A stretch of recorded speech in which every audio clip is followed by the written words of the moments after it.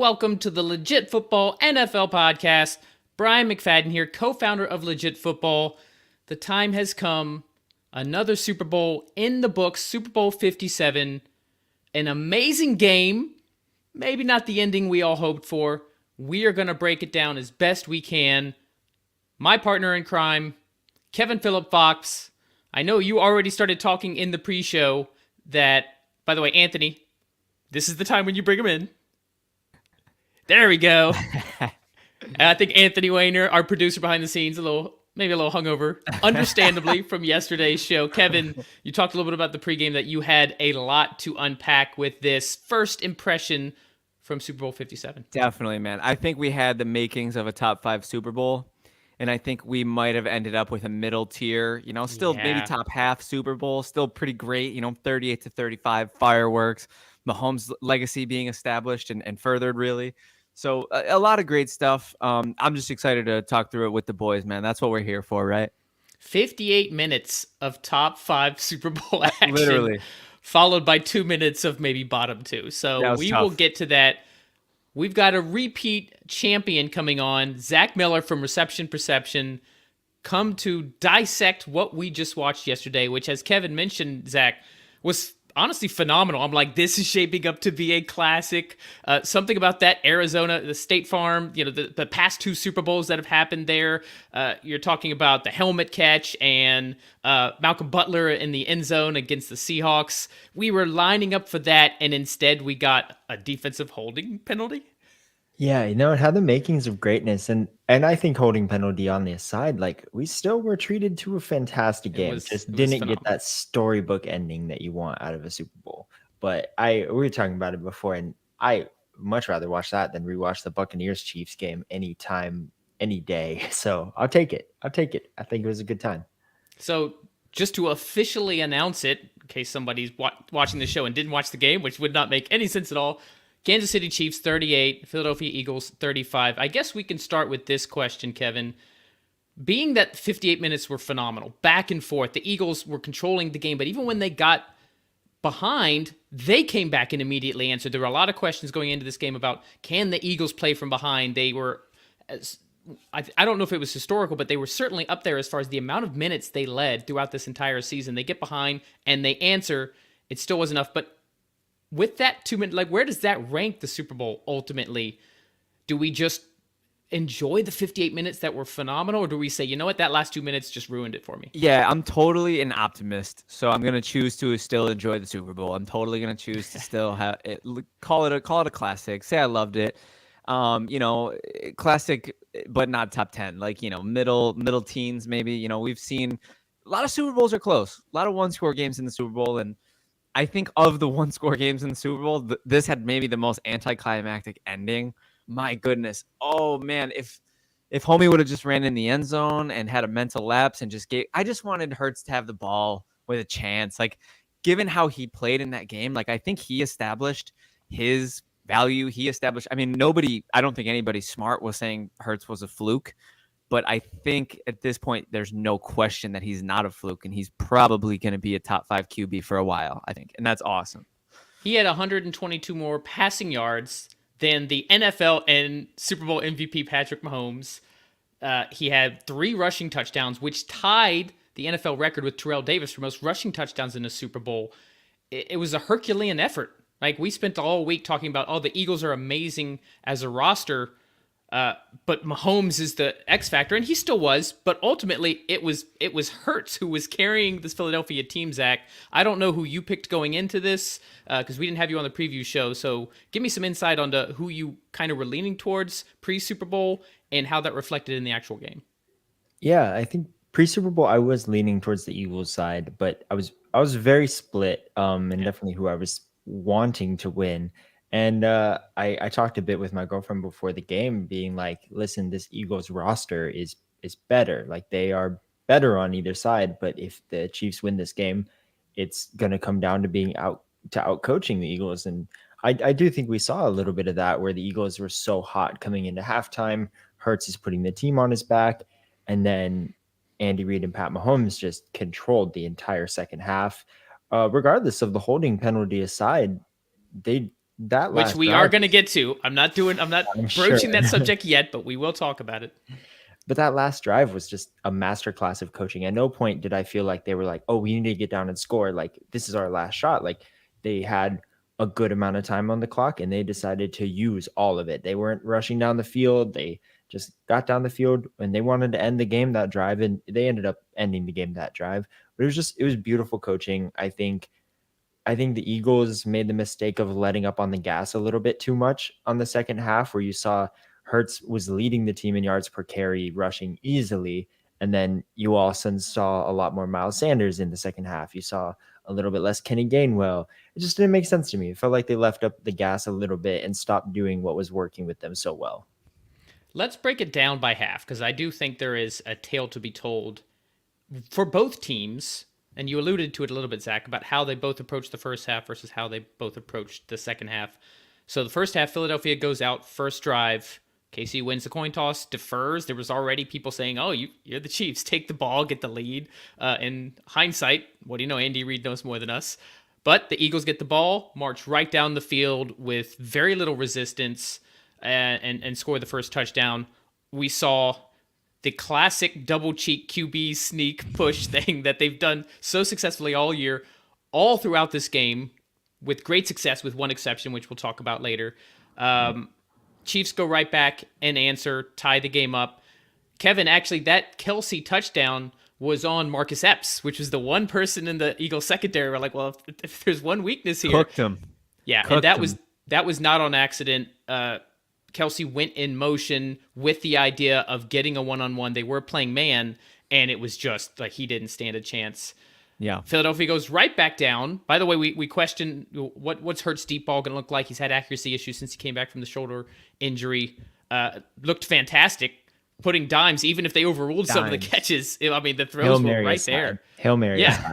Okay, fair enough. That was weird. That was weird. We'll talk about that when we get to the second half. But everything other than that, he just was on through that great touch. Had no problem just throwing it up and let his playmakers make plays, which is what happened on the second touchdown with A.J. Brown cooking double coverage and rookie Trent McDuffie to score that second touchdown. And then the Eagles stop, force a punt, get the ball back. And we talked about the double cheek push that didn't work. And it wasn't because they didn't get the first down from just not being able to push the line forward. Isaac Samalu, false start. That's the one way you beat it. Just wait for them to jump early. False start pushes a 3rd and 1 back to 3rd and 6. Hurts. Spagnuolo blitzed on 3rd and 6, so Nick Bolton is in the backfield right there. It was a design QB draw, nowhere to go, and then the ball just slips out of his hands. The one true mistake all game, scoop and score. That was electric. That was like a game-changing play at that time because, it really felt like Kansas City was playing catch up a little bit. And then at that point, it was like, oh, they're caught up and it's that fast. Like it wasn't even really like in a traditional conventional way. And not to say that it was an unforced error because obviously they called the blitz and they were charging, but it wasn't a strip. This man dropped the ball, and that's a tough pill to swallow. If you're an Eagles fan, that's a tough pill to swallow, but Bolton made the play, and Zach and I talked about it while watching. Very bold to go for the scoop and score when the ball was bouncing like that, but he pulled it off. And, that's a risk that all the time we see guys go for that scoop and score and they fall or they mishandle the ball. Bolton did what he was supposed to do. He did his job on that play, and that was a beautiful play to swing the game back in Kansas City's favor, not on the scoreboard, but momentum-wise for sure. Zach, with how we knew how the game ended and how KC played in the second half, and it's kind of hard to project these things, but right after that, Philly went right down and scored. It didn't deter them. They went right back, and they ended up having a 10-point lead in halftime. However, without that scoop and score, let's assume, and it's hard to assume, that the KC didn't score another touchdown. Now you've got a 17-point lead going into halftime. How crucial was that play, even though Philadelphia went right back and took the lead? Yeah, I mean, it's absolutely crucial because one of the things that will change any game is a special teams play or a turnover for a touchdown. Like there are so many statistics out there being like, if you win on special teams, if you score on special teams, or if you get a defensive touchdown, your percentages of winning just skyrocket. So getting that turnover and then also like just immediately causing a touchdown off of it, the scoop and score is huge. Because I mean, you have a game that wins by a 3-point field goal. That doesn't happen if you're down 17. And I'm not sure Mahomes would have had the time on the clock to mount a 17-point comeback rather than a 10-point comeback. As well as I think that's got to affect you a little bit mentally if you're Jalen Hurts. They came down and scored a little bit, but you could tell he was kind of beating himself up on the sideline a little bit, and he wanted to put a little bit more weight on your back type scenario. And I just think they let it get to him too much, where they changed their game plan a little too much in the second half, where I felt like the Chiefs kind of played the same that they did the first half. They kind of stuck with what they were doing, which was working. They didn't make very many mistakes, so they just kept with it. And I'd like to see a little more from that for the Eagles from the second half. One of the things that the Eagles did well is control time of possession and simply keep the ball out of the Kansas City offense's hands. At one point in the game, the Eagles had 60 plays run to the Chiefs 30, literally twice as much.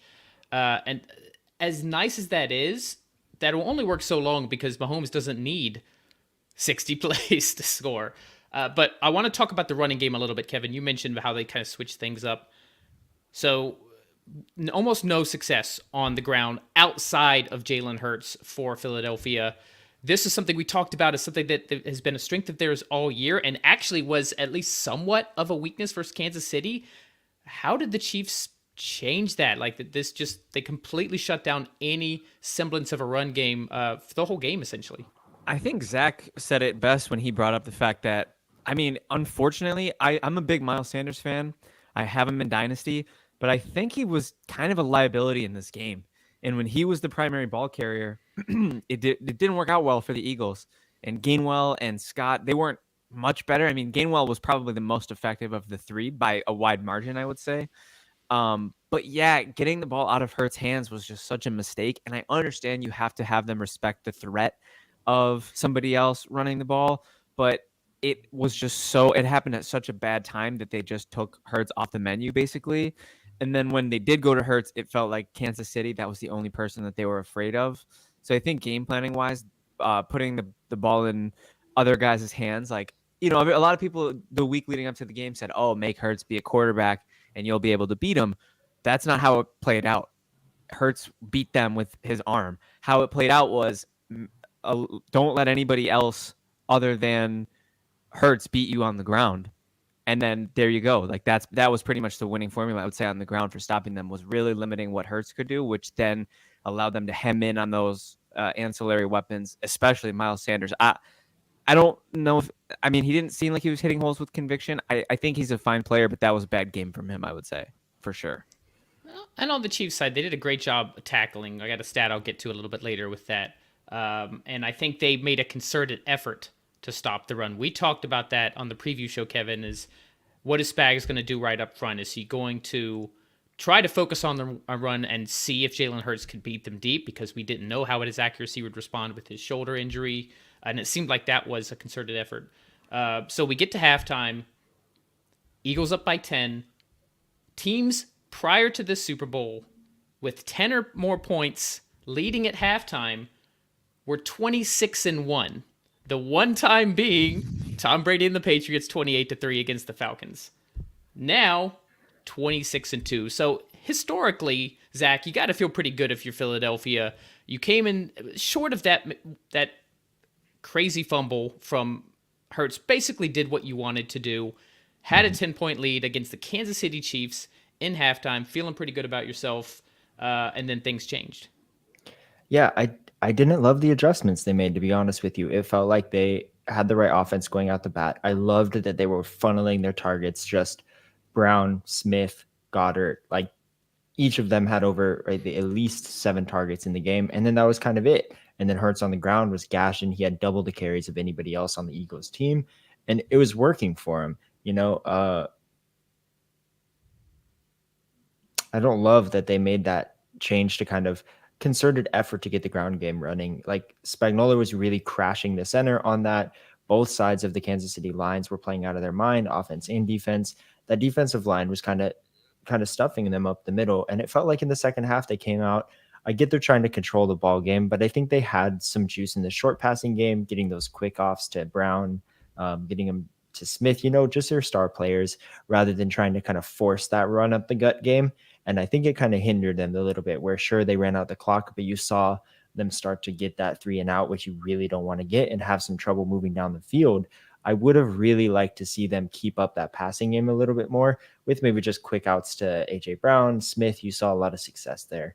So I think if they wouldn't have let off the gas a little and tried to keep the ball out of Mahomes' hands and instead just trying to further that lead and keep it up, I think they would have had a better shot to maintain that throughout the second half. There were definitely some play calling in the second half. I completely agree with you, Zach. The one, I think it might have been the 3 and out, or maybe it was the touchdown. They ended up kicking a field goal instead in the second half to get a 6-point lead, where they threw to Gainwell. It was like 3rd and 6, and they threw to Gainwell like 2 yards or 4 yards short of the sticks, and there's like 3 defenders there. Like, why are you not throwing to either a guy like AJ Brown, who if you do throw short of the sticks, he can either make a guy miss or break a tackle? And I like Kenneth Gainwell. It just seemed like, you're right, they weren't taking enough chances. They were playing a little bit too like, we got a 10-point lead, let's just try to do what we can, keep it, and then hope the clock runs out with us still in front.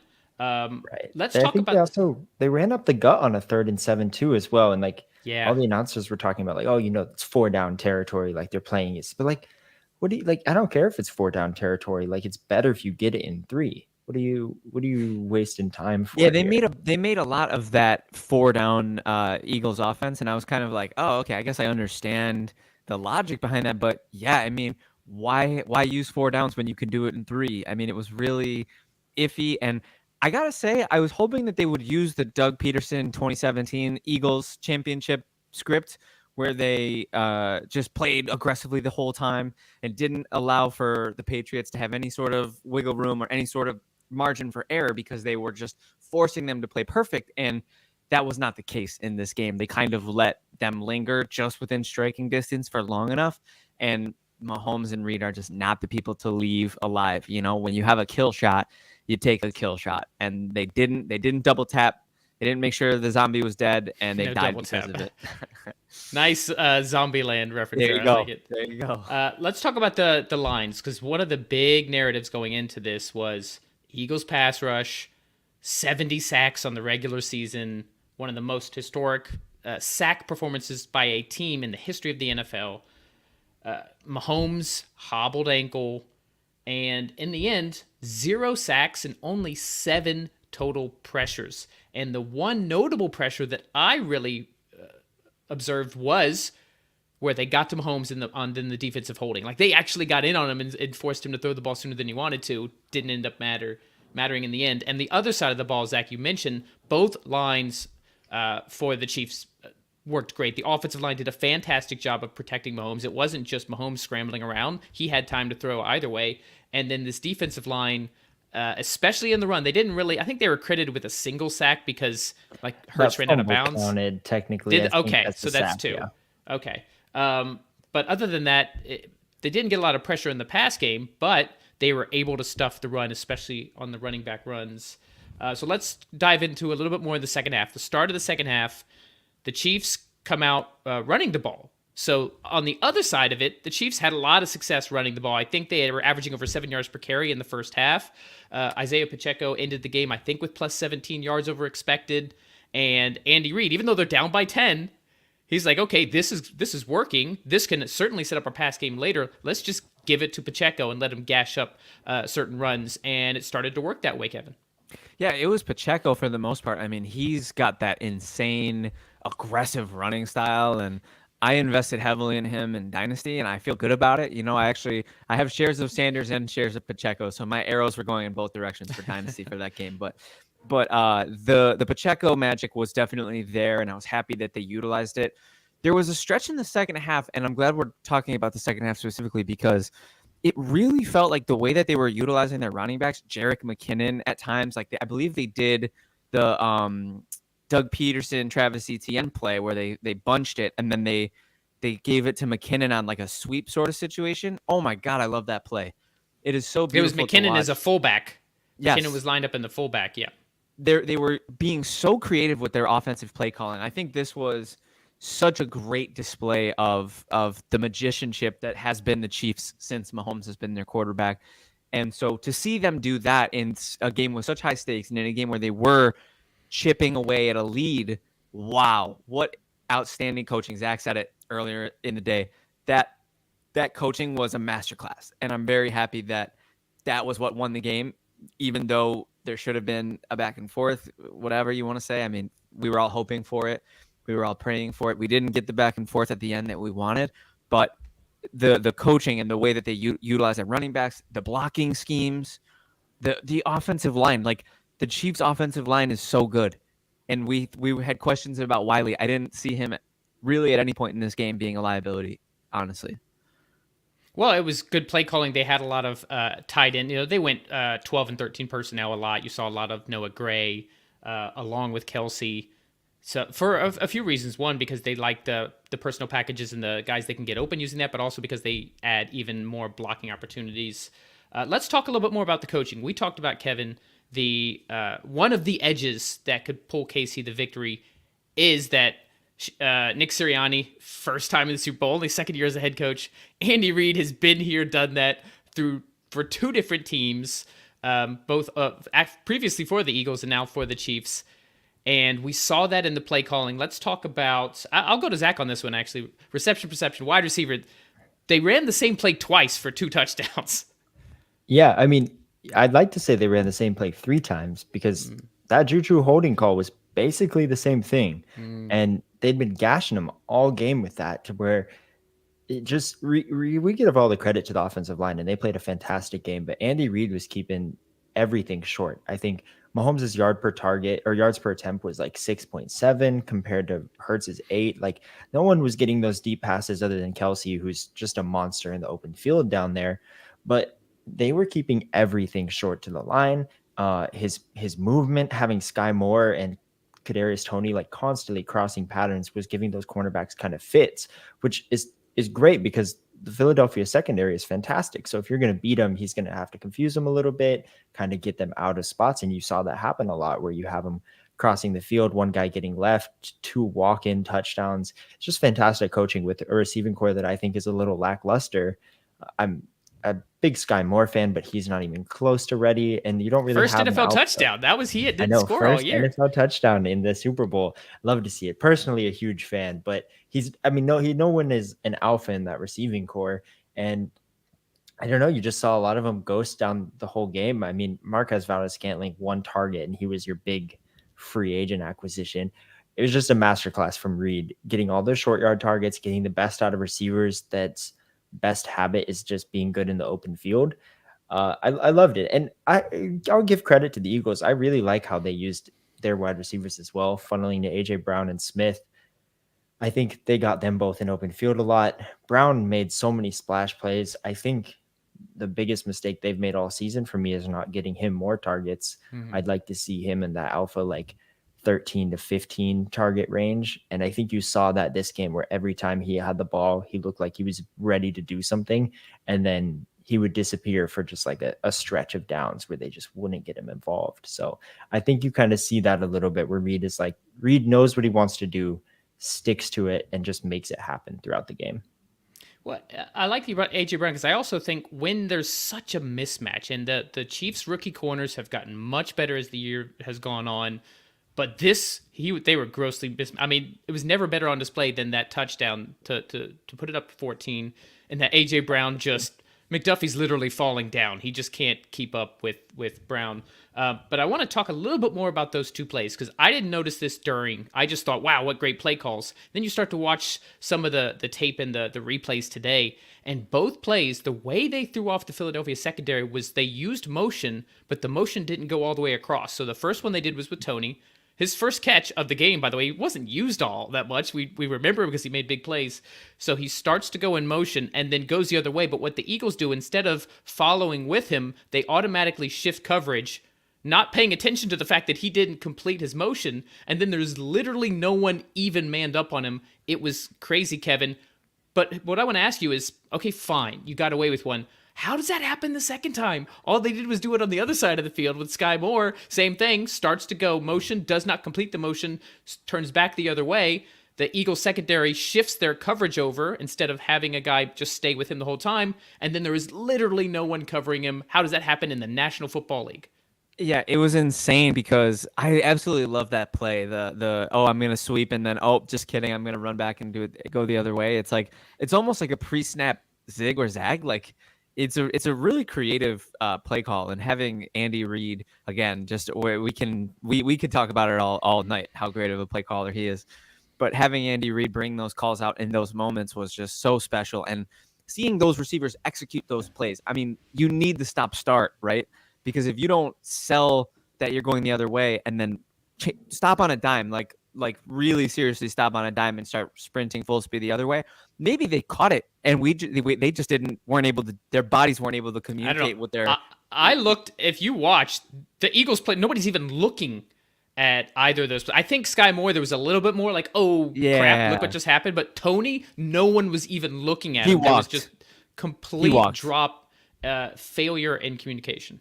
Yeah, that's the beauty of it was like they've been running that play all year, except they've been letting them finish their motion. So it's been that jet touch pass that the Chiefs have been known for so long, and you haven't seen them do that stop motion until really about now. So it kind of felt like he was holding that up his sleeve. So you have all this film watching of these Chiefs players like hitting that motion, getting it in stride, because that's what was making it so good, was that speed. And instead of that, you're throwing them off by just taking it the other way, just one game a year, and everybody's planning on them finishing that motion, going through and getting that swing route with the blocking set up. And instead you pull it off just once for the Super Bowl. Everybody had been training all that time off of film to follow that guy all the way through. And when you have him reverse back the other way, you're just going against all that film training that the Eagles had been doing.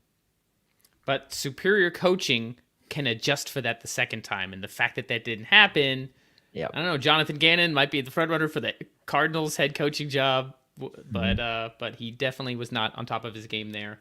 One more little nugget about the Chiefs defense. We talked about that they were actually tackling well. They might have been overmatched in coverage, but when the receivers did catch the ball, per next gen stats, as an offense, the Eagles generated exactly 0 yards after catch over expected.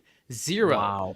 So that means when they caught, they were expected to get a certain amount of yards based on where they catch the ball, how far away a defender, all of that. They did not get another inch beyond what they were supposed to get, which is purely attributed to the Chiefs making sure to tackle them when they had to tackle the guys in space. So even when they were getting big plays and they were moving the ball, it wasn't because of missed tackles. That's discipline. You love to see that. All right, so we can get to, let's talk about the play. Let's talk about the ending. All right, we've kind of led up to this. First of all, quick kudos. We kind of mentioned it earlier. So the Chiefs playing, their 4 drives were touchdown, field goal. They were just marching up and down this Eagles defense. Zach, you've mentioned multiple times how the Eagles offense kind of let their foot off the gas, but also this defense just, I don't know, they at least got them to punt in the first half. Didn't get to do all that, but Chiefs get the lead. They got the Kadarius Toney 65-yard punt return, which I believe is the longest punt return in Super Bowl history. I know there's never been a punt return touchdown. He almost got there. Not yet. They score the touchdown. First, I want to ask you guys, so the touchdown put them up by 7. You can kick the extra point and go up by 8, or you can go for 2. And if you get it, it's a 2-score game. If you don't, you're only up by 7. You risk the other team doing a 2-point conversion. Zach, I'll start with you on this. Do you think Andy Reid should have gone for 2 with that touchdown, the Sky Moore touchdown? Kevin and I actually had this exact conversation in the moment. I don't think he should have. I like the call to keep it there. I think you don't want the opportunity to lose with the touchdown. Like if they don't get it, which I think the Chiefs have like a really great 2-point setup, but if they don't get it, all you have to have is Jalen Hurts to score. I'm always kind of one for giving that extra play to the other team. I want to put the pressure to get 2 points on the Eagles. I don't want to put it on my team at the scenario. You win if you get that touchdown extra point, and then you have 2 chances to stop the Eagles. You have the touchdown and the 2-point conversion to stop them.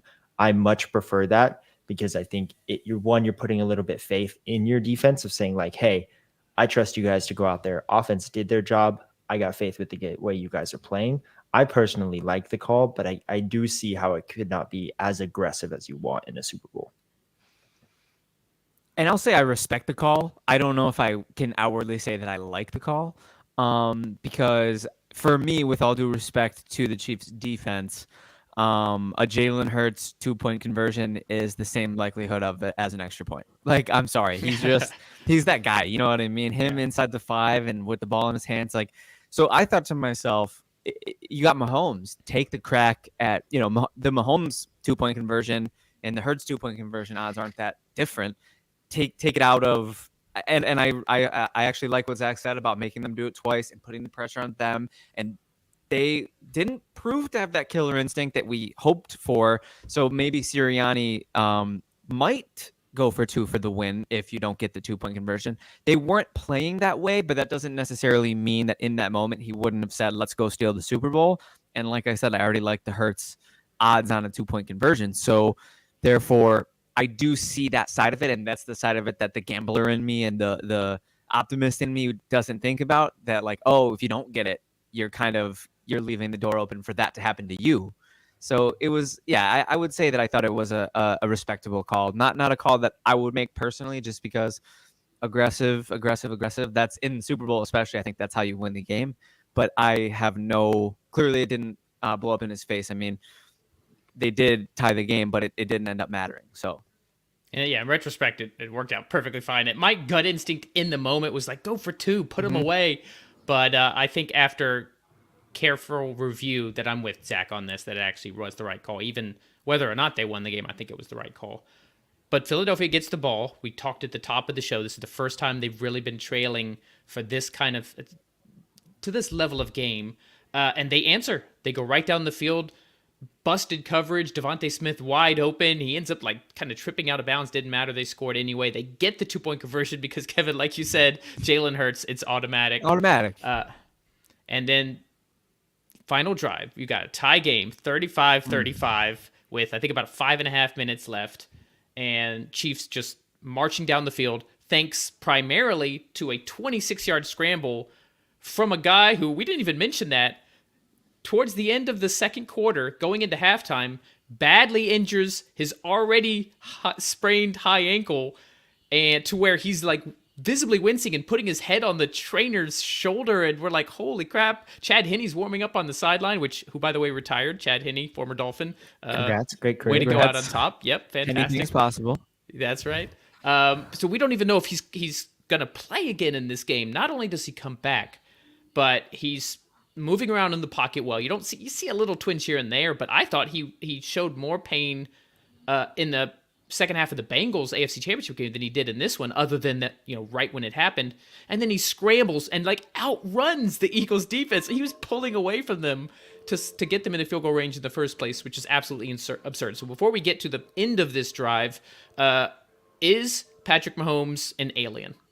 Well, Kevin's a hater. So it's my Bills fan.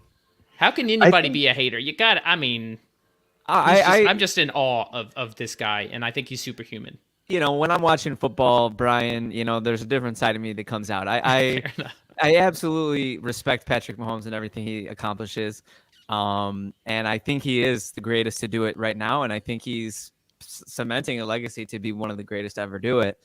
But he only needs to win 6 more. Yeah, Super Bowls, well, no big to deal. be number one, yeah, that's a long way to go. But when I'm watching, there's a little part of me that's like, I want an NFC team to win the Super Bowl every year, if it's not Buffalo. Okay, so there's some spite in that.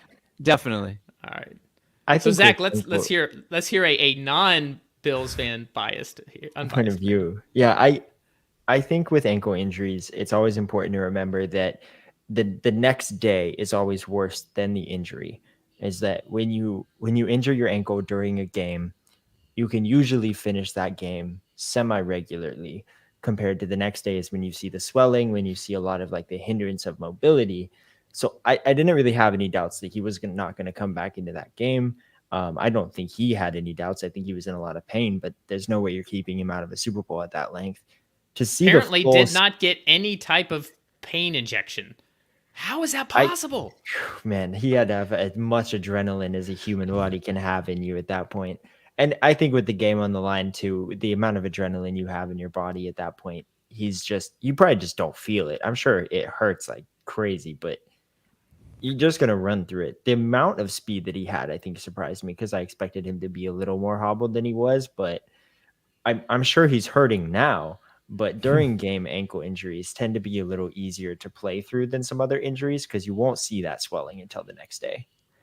I kind of thought he I've was going to house it. Am I the only person who thought he was going to house that? Like, he really looked like he had it. If he made he a was guy or two miss. he was picking up speed as though, I mean, we couldn't see that the broadcast angle looked like there were no Yeah. safeties back there. There's Yeah. just he's just nothing but green. I'm like, he's actually accelerating now. He does, usually they get to the first down and they slide. I'm like, he's picking up speed. That was sick. That was cool. I've injured my ankle multiple times in my life. I have gotten a high ankle sprain that had me on crutches for a month. So I don't get it. I am not Patrick Mahomes. Clearly, I am not athletically inclined enough to play quarterback for any team in the National Football League, let alone the Super Bowl champions. But what a great effort, gets them into at least field goal range at this point. Get to 3rd and 9 from the Eagles 15.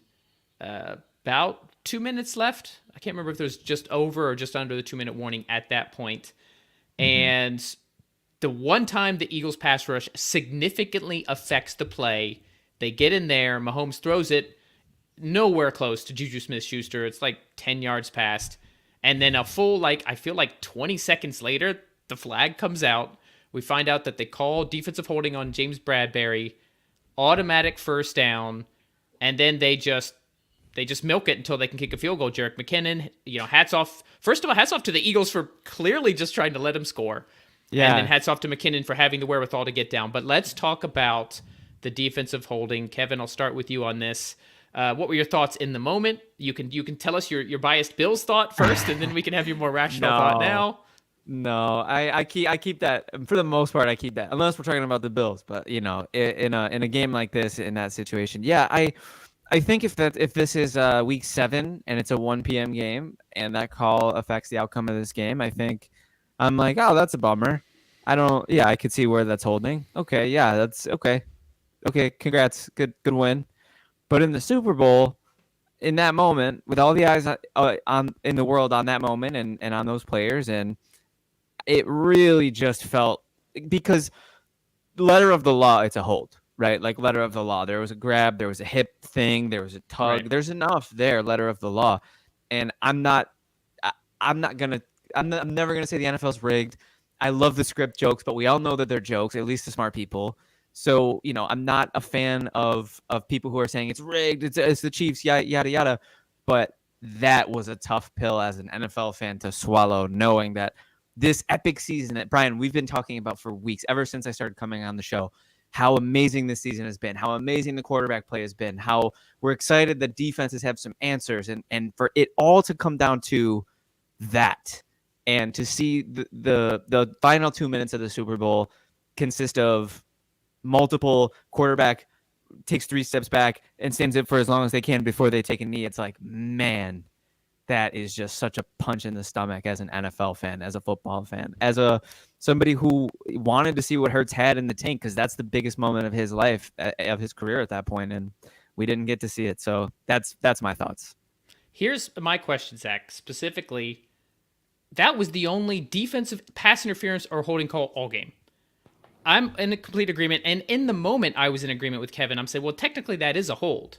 Like I saw, and Bradbury admitted it later. So now all the haters and the conspiracy theorists can't really. I mean, the guy himself said he held him, but it was not egregious at all. It might have slightly affected Smith-Schuster when he kind of cut back to the left, but I don't think it was enough. I think the ball would have been overthrown anyway because the Eagles pass rush got in there. So why do you call that there? And it's not even an argument, Kevin, about, oh, well, it's changes the effect of the game. There's a little bit of that. But if you've been calling it that way all game and you just did it again, you're at least following a precedent. There was no precedent. The one time you call that is in this moment, Zach. I'm not in agreement with it.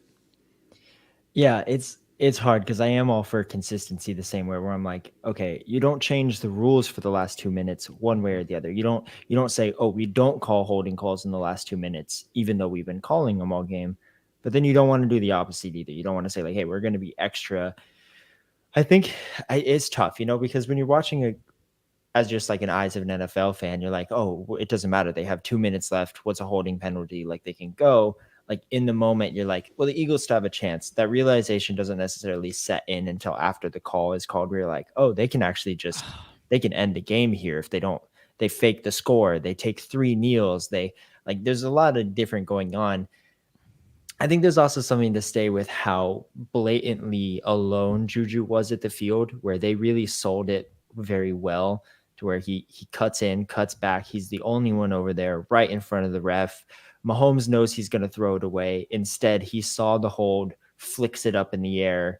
Like it was kind of like a perfect storm of like, we can get this call type scenario. And I mean, I think you're both right. I think it was a holding call, but it's just not how you want to end a Super Bowl. But does that mean that you throw away the rules, but you also want to stay consistent? They hadn't been doing that all game as well. I really liked the other calls they made with the Devonta Smith no drop, the Goddard like catch. I stand by both of those. So I think we saw some solid reffing throughout the game. I don't know. That's so tough. It's tough to be a ref in any scenario, and I'm sure they're looking back on that. But it felt like one of those things that once that one ref threw the flag, there was no coming back. They couldn't change the call after that. It's that he'd thrown it in the moment. Maybe the other refs regretted it, but it happened, and you can't go back on a call like that afterwards. Yeah, my biggest thing is the consistency issue. It's not that, look, if you're calling that all game, okay, you know that's, as a defender, hey, they're going to call this, don't do it. The fact that they called none of it all game, and then that moment, the most crucial moment they call it, I think that's the thing I have the biggest problem with.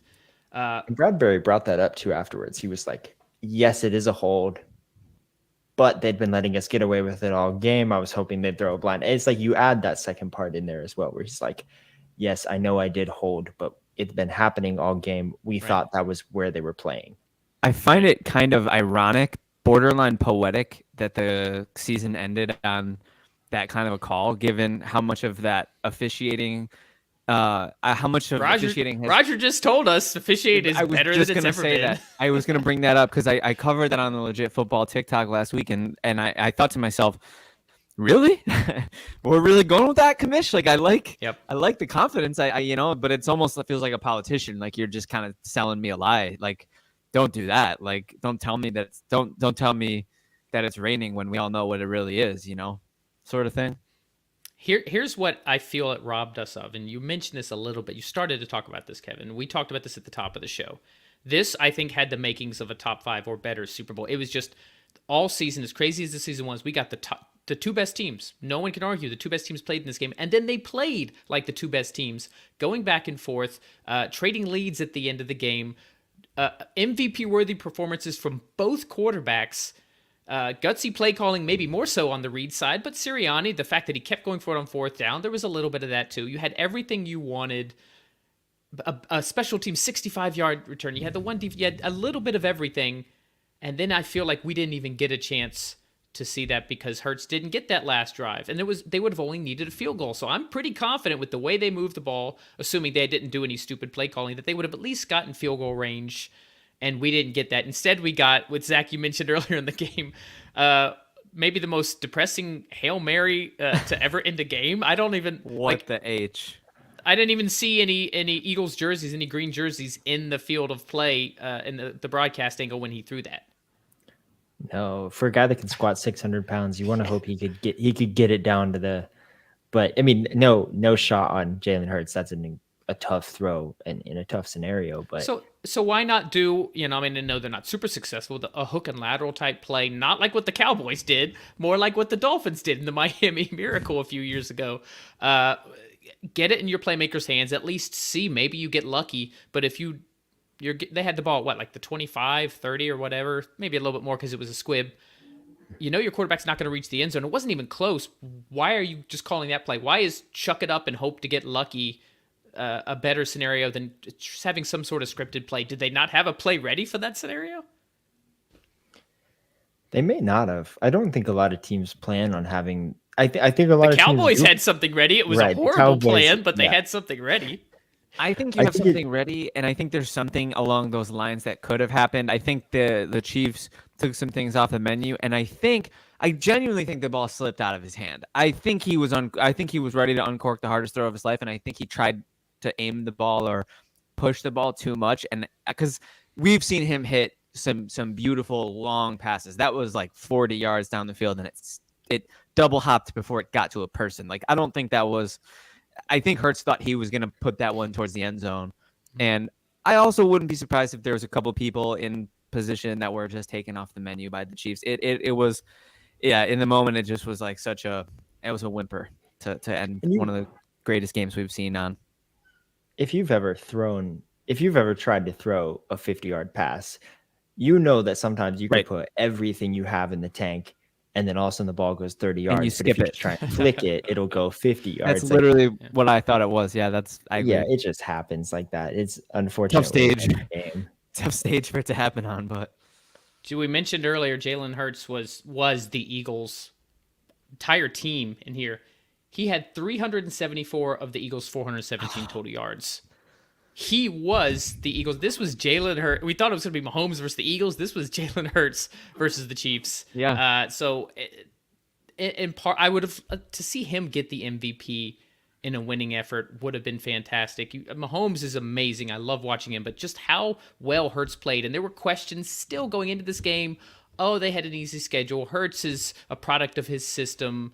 I didn't think that going into the injury, but I think we saw clearly when Minshew came in, who's a pretty decent backup, that there is a huge drop-off. Can we at least silence this whole Jalen Hurts is a product of the system thing? This man is a top 5, maybe top 3 quarterback in the league already after 3 years in, and just stop with this nonsense. Absolutely. There shouldn't be any doubt about Hurts at this point. Yeah, I think Hurts is in the Mahomes, Allen, Burrow tier. I think that whoever's going to... Burrow? Is this like a French thing? Yeah, right. Burrow? Hey, my girlfriend is French. Yeah, you have to excuse me. Pardon. Okay. Yeah, I definitely think that whoever's going to take that 5th spot, that's going to be interesting. Though that's going to be a fun offseason discussion. The inevitable quarterback rankings debate is going to be a fun one this offseason. Plus, I think the argument, it's like no one's trying to be like, oh, like Jalen Hurts is a Mahomes level passer. Like no one's a Mahomes level passer. Jalen Hurts is his own great quarterback. He does what he does great. He's not going to be pinpointing these perfect touch passes between 3 defenders 6 times a game the way Mahomes does, but he's a good passer and he's a great runner and a great quarterback. I don't think you have to be comparing him to a pocket, like a Burrow Mahomes, like, oh, he can slot it in between 3 defenders to say he's a fantastic quarterback. He's a fantastic quarterback a completely different way, more of the Cam Newton era where you saw him just dominating games and still being a good passer, but he's not throwing for 600 yards a game every game. And his leadership really stood out to me in the Super Bowl. I loved how he took the loss on his shoulders after the game and talked about, I saw a clip where he was talking to the Philadelphia reporter, and he was just so humble and just so kind, and him and Sirianni both, such credit to them for handling this loss with such class. We've seen a lot of coaches and quarterbacks lose on calls like that and make it about the call. They didn't do that, which I think they deserve a lot of credit for. Yeah, I'm a big Hurts fan, not just because he's on my dynasty team. I almost traded him for a haul. I'm glad I didn't. But it's like Cam Newton's a good comparison, but Cam Newton with better accuracy and better decision-making. Just the Eagles, and I know a lot of Eagles fans were devastated with this, understandably, but you've got your quarterback of the future, and Kevin, as a Bills fan, you know what that's like. Once you get your quarterback, Dolphins fans are still not entirely sure we have our quarterback, and it's nothing, not knock on Tua. That's more of a health-related issue. So yeah, just what a performance. Sad that it came in a losing effort, but there should be no doubt that Hurts is here to stay, and he is the quarterback for a generation to come for Eagles fans.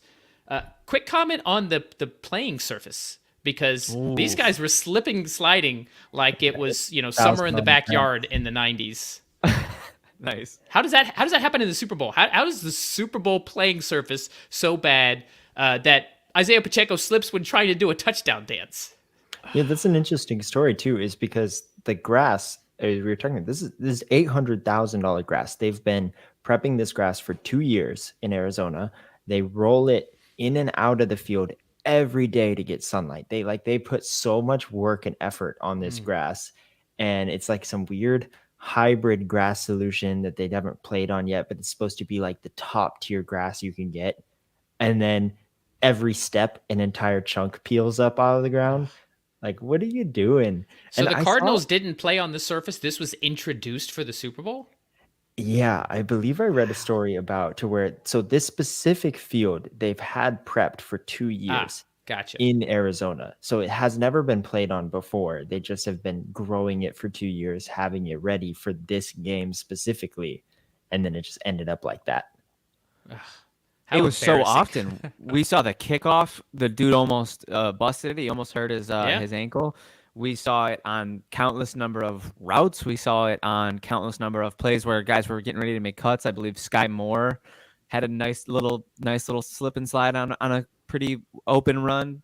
AJ Brown on one Brown. slipped.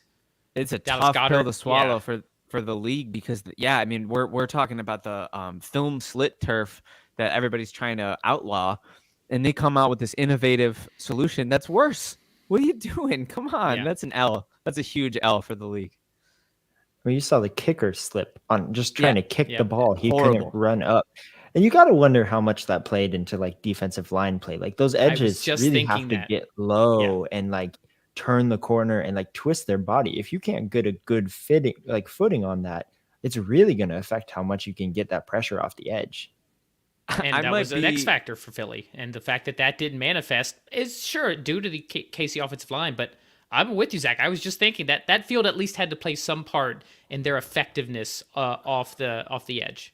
Well, and you have some of the most outstanding defensive line play from both teams: Chris Jones, Frank Clark, Hassan Reddick, Javon Hargrave. Frank Clark and Chris Jones combined for one pressure. So we're talking about the Eagles, and then we know the Eagles' offensive line is amazing too. But neither defensive line was able to do anything in the pass rush.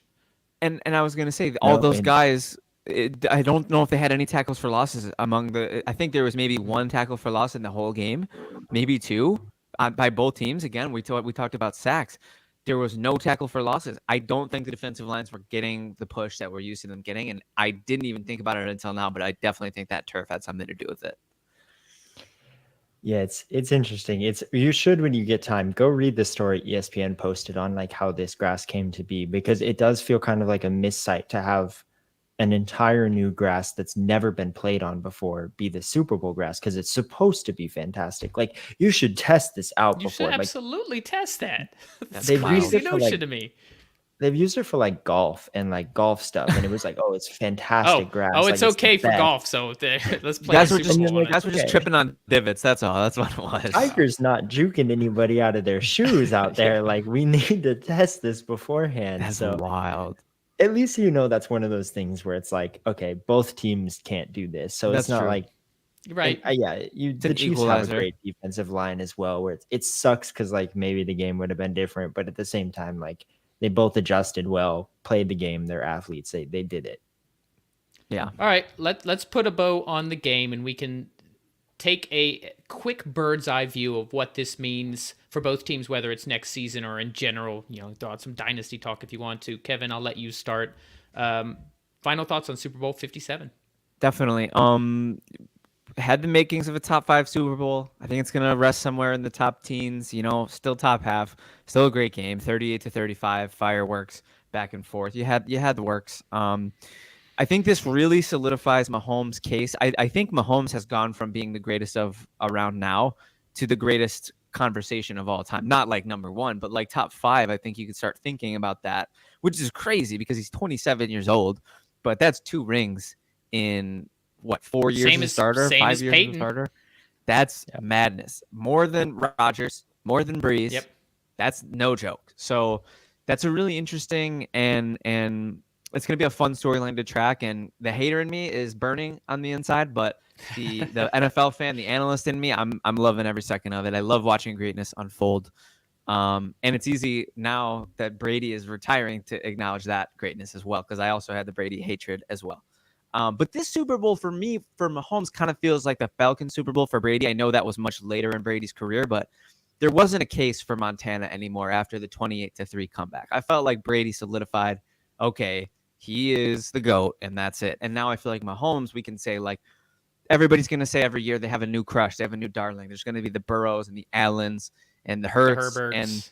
everybody. There's always going to be names that people are going to throw out there as they're the hotness, they're the QB of the league, they're the whatever. And I think Mahomes has wrested all that conversation for at least a couple of years. He's the greatest in the league right now. He's got a case for all time. And I think that's my biggest takeaway from this game. What about the Eagles? I want to get thoughts from both you guys, both from the Chiefs and the Eagles, as it pertains maybe just to next season. As far as the Eagles go, I think you got to be really confident in Nick Sirianni. I think you got to be really confident in Jalen Hurts.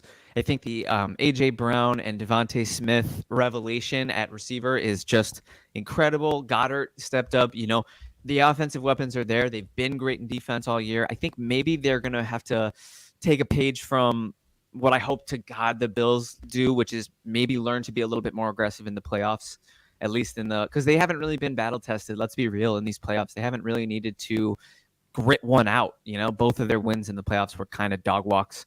So that is what it is. I mean, hopefully they'll learn to be more aggressive in the playoffs. Hopefully their defense, I think personnel wise, I think on both sides of the ball, there's really no like glaring weakness. I mean, you know, Epps, you could probably upgrade, but I mean, there's going to have to be an allocation of funds. You have to think Hurts' contract is coming. So it's going to be very interesting to see how that works out. I think Miles Sanders is a free agent.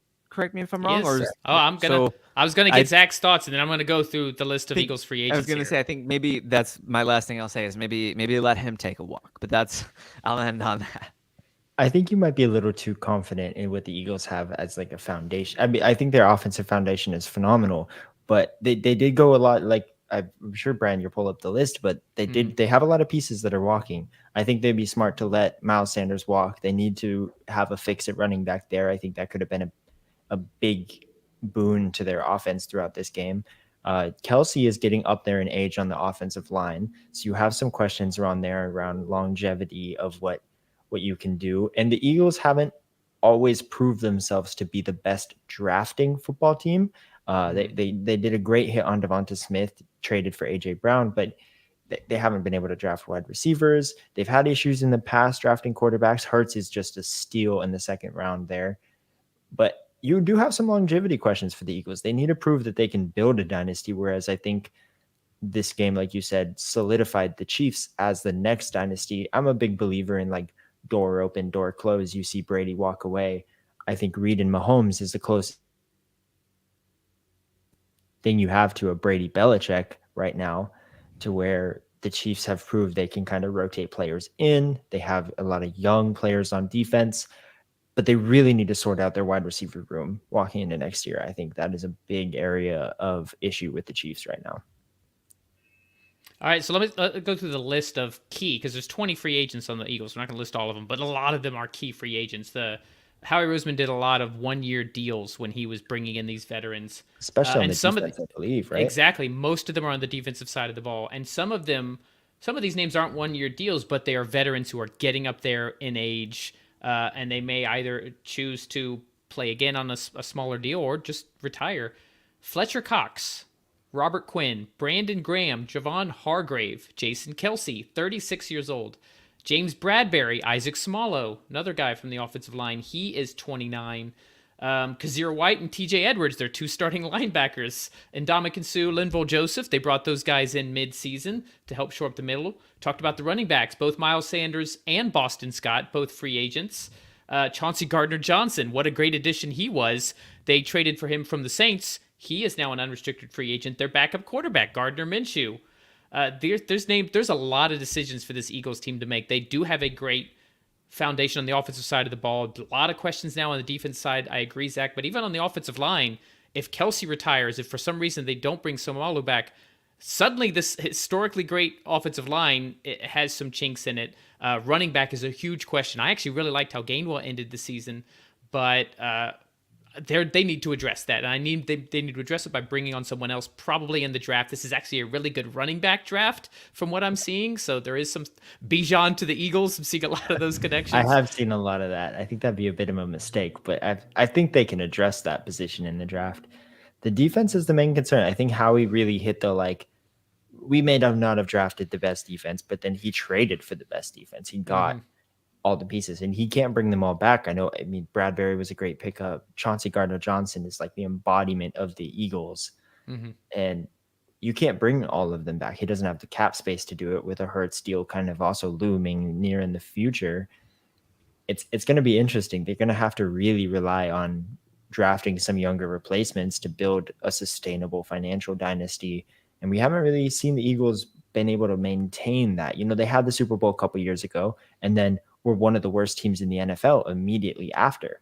We saw that again with the Broncos when they went all in for the Manning years, and then immediately after have gone on the worst Super Bowl slump in history. So I do worry a little bit about in that. all likelihood. It's not official, but we put out in Legit Football today that it's looking like Shane Steichen will be the head coach in Indy.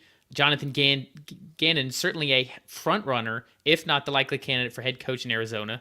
So you're losing both your candidates. The first time, I think, since 2014 that has happened. And we mentioned all these uncertainties, especially on the defensive side of the ball. You got the quarterback.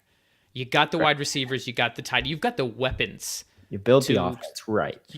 Correct. To certainly compete. Like, they're going to be competing at the very least for the NFC East, if not for NFC titles. At least as long as Hurts is there, A.J. Brown, Devontae Smith, and Dallas Goedert, they can find ways to score. But this defense, in all likelihood, is going to take a step back. Defenses in general tend to regress. It's hard to keep defensive consistency. Kevin, you look like you have something very important to say. Just been thinking. I know. I've just been thinking because, like, I hear everything you guys are saying, and I guess maybe my gut is telling me that it's going to be more of a year-over-year Chiefs situation where I think they'll find a way. That's just what my gut is telling me. I'm hearing that you guys are projecting or at least saying it's in the realm of possibilities that we look at a Tampa Bay defensive situation where they go out there, they win the Super Bowl, they completely fall off a cliff the next 2 seasons. I mean, 21 they weren't particularly bad, but this past year they were abysmal and they had a lot of the same pieces. So, you know, I mean, yeah, you're right. It's tough to maintain defensive consistency, but I guess my gut is telling me that they're going to find a way. That's just what I have a feeling of. I will say this: Howie Roseman has proven at this point that he knows how to make decisions. Drafting aside, he knows how to target the right veterans and bring them in contracts that make sense to go on these kind of short-term runs. So, I mean, I have a feeling Howie we trust. Yeah, right. I think that might be what it is. Yeah. I mean, they're lucky enough to, in my opinion, have hit on the hard to replace positions. Like, they have a good wide receiver core, which in my opinion is very hard to hit and have a consistent wide receiver core.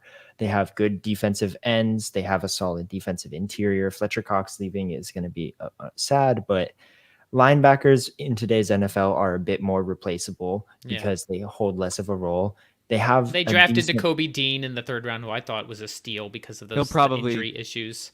They've got Jordan Davis, who they drafted, who got some playing time, was injured towards part of the season. A little. Darius Slay's still there, so they've got their cornerback. Bradbury, right? No, Bradbury's a free agent. That's tough. Yeah. And Chauncey Gardner-Johnson. So you got Maddox and Slayer, the 2 cornerbacks who are still under contract. I think they'll keep Bradbury, but let Gardner-Johnson walk, and because I think it's a little more important to shore up your cornerbacks than it is safety in, again, today's NFL. So they have the luxury of being consistent at the pieces that are hard to replace. Like, as the NFL's gone, running backs are replaceable. You can get a running back. The Chiefs just showed it. Their 7th round running back is now their starter. Like, you could walk into a draft, especially CEH, by the way, a healthy inactive for this season. Crazy. First round pick. They could walk out with a good running back. They easily can stay consistent. It's just, if they do it right, you want to know if they can do it right. Yeah. On the Chiefs side, it's Mahomes and Reed. As long as they're together, right. Like you just saw that. Oh, they lost Tyreek. Mahomes was coming off last year, which was by most standards a good year, but a down year for him. He had a lot of turnover issues, interceptions, and he loses Tyreek Hill. And there's all these questions. What do? They just go and win the Super Bowl. So less projection. I think they are a dynasty. A team's not a dynasty until they win 3, but they've been to 5 straight AFC Championship games. They've been in 3 of the last 4 Super Bowls, won 2 of them. This team's not going anywhere. The Eagles, on the other hand, definitely a team worth monitoring. That is it, guys. That's the final game we have to recap in the 2022 season. We're not going anywhere. We'll be here all off season. In fact, the juiciest storylines start to come out now. We've got free agency. That's just about exactly a month from now. It's usually, I haven't seen the league calendar for 2023 yet, but it's usually around like March 16th, 17th.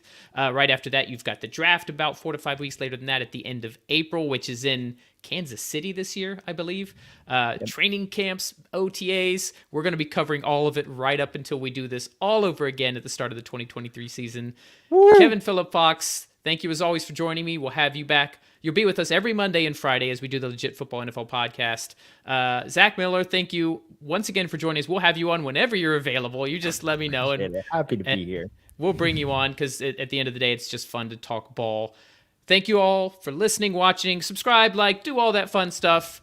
Stay tuned for all of our off-season coverage, whether here on YouTube or wherever you listen to your podcast. This has been the Legit Football NFL podcast, Super Bowl recap. We'll see you guys Friday.